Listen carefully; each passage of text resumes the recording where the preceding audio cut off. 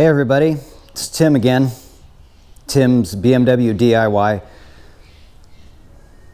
I was up all night uploading and man, on 4 hours of sleep, I'm exhausted. I hand it to all the content creators out there. You guys are working your butts off. God bless you. I mean, my God, I'm exhausted right now. Whew. Yeah. So anyways, the show must go on. The wheels got to keep turning. So I've got very limited time to do this. I took a vacation so I paid vacation. I took a paid vacation to work on this car right here. This is my daily driver. I drive it every day. I have for the last 2.5 years.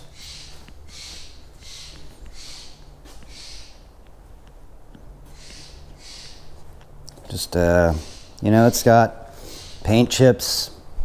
It's almost 10 years old.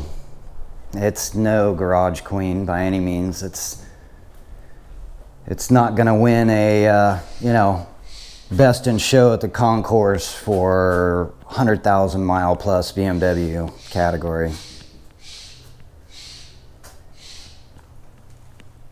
When I got this car, it was really nice. So 2.5 years ago, let's take a look over here.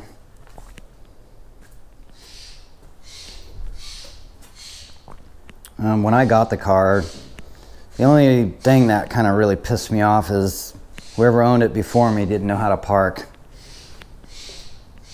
So the wheels, and I really like these M parallel wheels, I really do.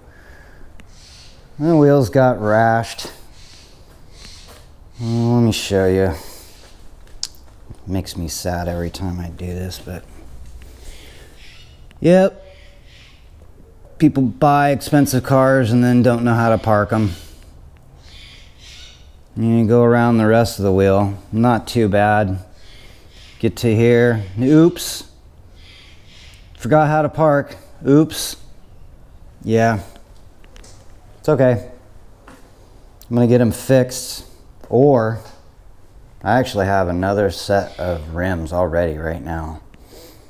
And they are really nice rims. They're 19 by 8.5.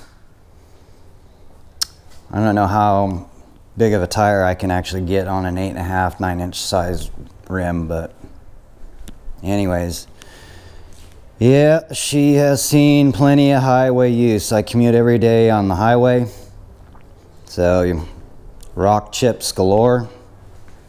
Poor hood. My heart. Gonna get it fixed. I'm gonna get it paint corrected one of these days. So yeah,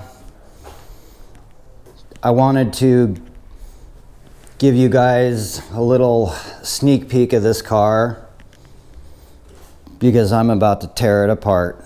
It's gonna be in pieces all over the place.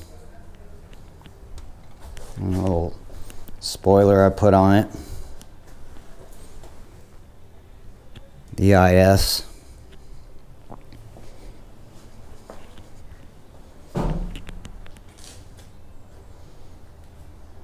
Overall, the car is not in really bad shape. It's really dirty right now. Let's take a look inside of it.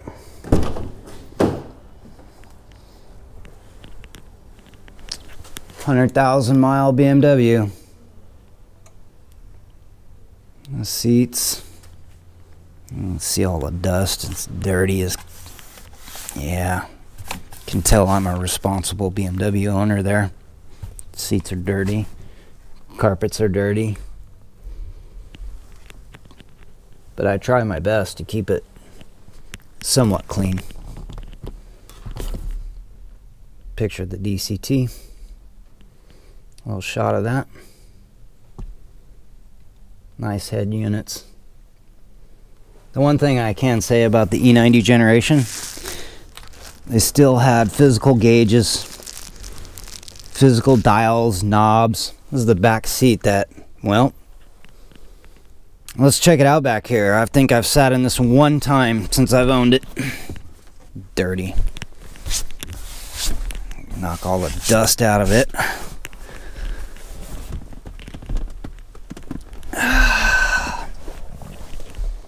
My goodness, it's actually it's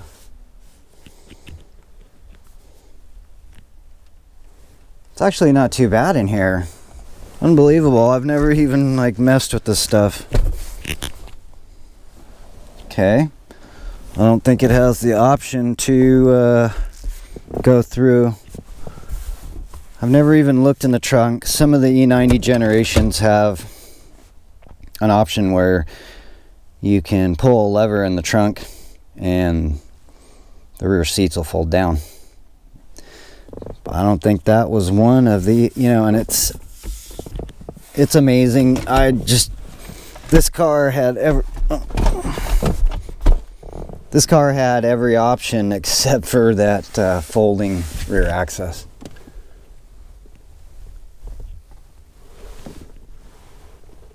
You get to see it in its state and how I drive it to work every day. I will get it cleaned up one of these days. Probably can't see anything there, but trim pieces. Got this strange honeycomb trim.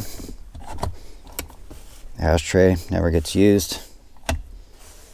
Car has never been smoked in, ate in, drank in. One time I gave my younger brother a ride and he farted in my car and I screamed at him. It was funny. We both laughed afterwards, but I was like, how dare you fart in my BMW? Funny. Alright, let's go to the other side. Nice little door trim. And I want to ask all the E90 owners, how many of you guys, when you're done washing your car, do you actually wipe the door seal? The underneath? All the way around. First time I washed this car, I couldn't believe where water spots were forming. It was everywhere. You gotta wipe all the way around the door. Let's go around to the other side.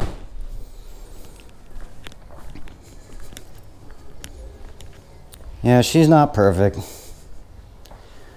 But like I say, drive it every day.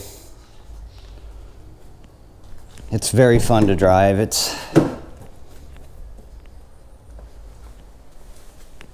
I basically, it's a GT car. These cars are really made for more of long trips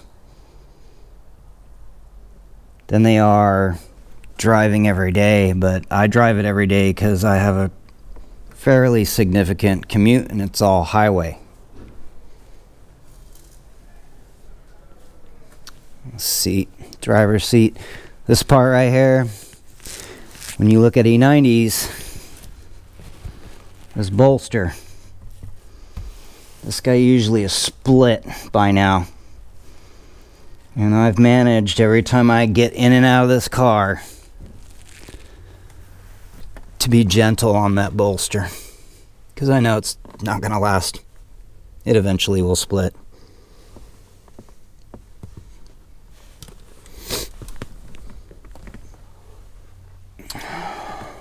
Interior, like I said, BMW, these generations still had physical knobs, no touchscreen.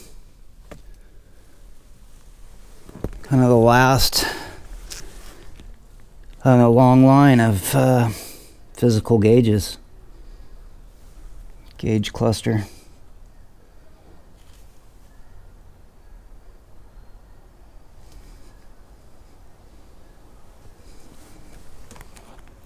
Door jambs. got M all over it.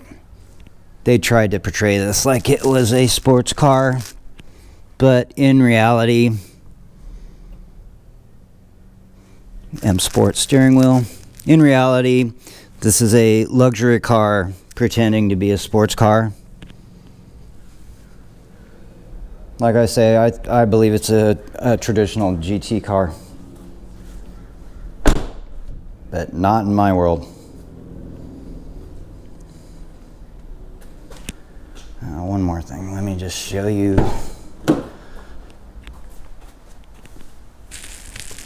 What do we got here?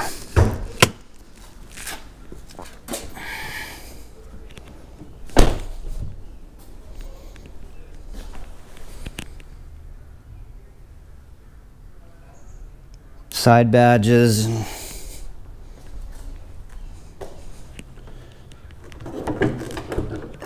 Okay, here is the glorious N54 power plant in all its glory and oiliness. This is the infamous oil filter housing adapter. Yeah, for some reason BMW couldn't incorporate that into the block like every other manufacturer. No. They were like, we need something to leak and then shred belts and then cause catastrophic things to happen. So they have to come in and buy a new one or spend more money than God to get it repaired. Yeah. One day I was checking something and car was running. I'm working over here and I must have just bumped this guy right here and I got sprayed with hot coolant. I went, BMW, you're so lucky somebody hasn't got third-degree burns and sued your ass for that one. I mean, sued you. Excuse me, I'm sorry. Don't mean to be profane here. Yeah, I was pretty mad. They just got lucky I wasn't scolded too badly. My issue, right down there.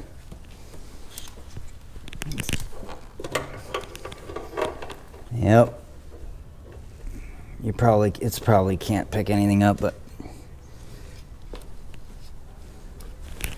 if you can see that wastegate, that's the actuator right there.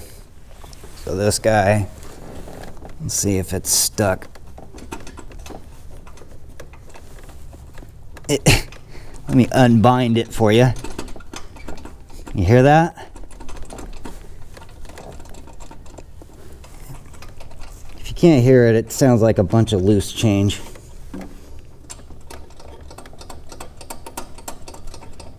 And it goes up, down, every direction. Yep. Nice design there. It's a Mitsubishi turbo, so I don't blame BMW. Boost solenoids. All that good stuff. Yeah, I'm tearing this sucker apart. It's going to be in pieces. All of this. I already pulled the screws out of the vanity cover. Catch can. There's a couple things. I did do charge pipe in my last couple videos that I posted about the unboxing and with the total.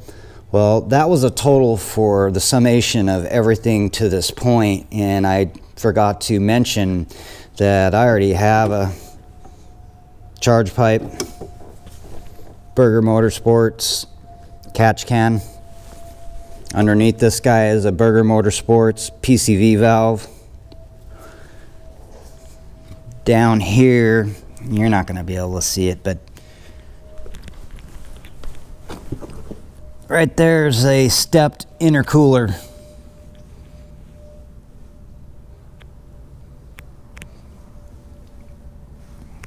And back here You can't see it, but I have a JB4 quick tune on there, and it's just a little chip. Basically tricks the ECU. So you basically, on these cars, you have an overboost function. Well, this chip kind of makes it so that the overboost function is always on. It gives you an extra 3-4 pounds of boost, which is not bad considering they're only 8 to 10 pounds factory. You know, at most they're like 8. It's rated at 325 to 330 horse, 370 foot-pounds of torque. It likes to move. It'll throw you in the back.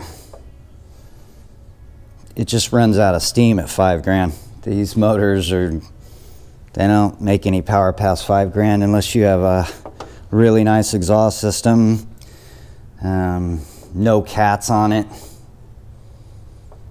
big turbos.